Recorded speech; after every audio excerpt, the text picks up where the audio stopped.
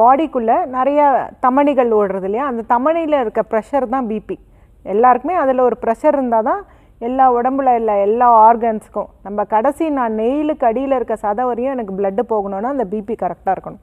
Okay, அது கரெக்டாக இருந்தால் தான் ஹார்ட் அதை பம்ப் பண்ணி அந்த பிபி அதை வந்து பிளட் ஃப்ளோவை மெயின்டைன் பண்ணும்.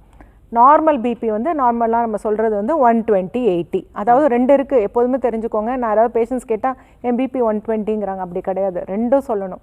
120 வந்து சிஸ்டாலிக், 80 வந்து டயஸ்டாலிக். ரெண்டு பிபியும் சேர்த்து தான் நீங்கள் சொல்லணும். மேலே ஒரு நம்பர் இருக்கும், கீழே ஒரு நம்பர் இருக்கும். ஹை பிபி தான் ஹைப்பர் டென்ஷன். அதாவது பிபி வந்து 140/90க்கு மேலே இருந்ததுன்னா அது பேர் ஹைப்பர் டென்ஷன். ஹைப்பர் டென்ஷன் ஆகும்போது எல்லா ஆர்கனும் கஷ்டப்படும், அந்த பிளட் ஃப்ளோ வந்து பாதிக்கும், ஆர்கன்ஸ் எல்லாம் கஷ்டப்படும். மெயினாக வந்து அந்த பிபி எதிர்த்து தான் ஹார்ட் பம்ப் பண்ணணும். ஸோ ஹார்ட்டுக்குமே அது கஷ்டம். அந்த பிபி ஜாஸ்தியாக இருந்தால் எல்லாமே சுகர் மாதிரி எல்லா இடத்துக்கும் போகிற ரத்த ஓட்டம் கம்மியாகும். ஸோ 140/90க்கு மேலே இருந்தால் அது பேர் ஹைப்பர் டென்ஷன். அதுலேயும் நிறைய ஸ்டேஜஸ் இருக்குது. ஸ்டேஜ் 2லாம் 160/100க்கு மேலே இருக்கிறது.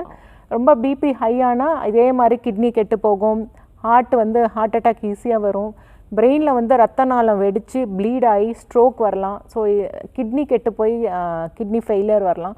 So BP is also very very important. பிபியில் என்னென்னா 90% 95% அது வந்து ஜெனட்டிக் தான். ஜெனட்டிக் இல்லை, எல்லாமே ஜெனட்டிக்கோட இதே செடன்ட்ரி லைஃப் ஸ்டைல், டயபிட்டிஸ்க்கு சொல்கிற அதே உணவு முறை, வெயிட்டு எல்லாமே பிபிக்கும் ஒரு காசு. பட் ஆனால் அது வந்து ஹெரிடிட்ரியாக வருது. அப்பா அம்மாவுக்கு பிபி இருந்தால் குழந்தைங்களுக்கும் வர வாய்ப்புகள் ஜாஸ்தி. ஒரு 10% வந்து செகண்டரி காசஸ், அதாவது மற்ற காரணங்களால் வர பிபி. அப்போ அந்த காரணத்தை நான் சரி பண்ணேன்னா பிபியை குறைச்சிடலாம்.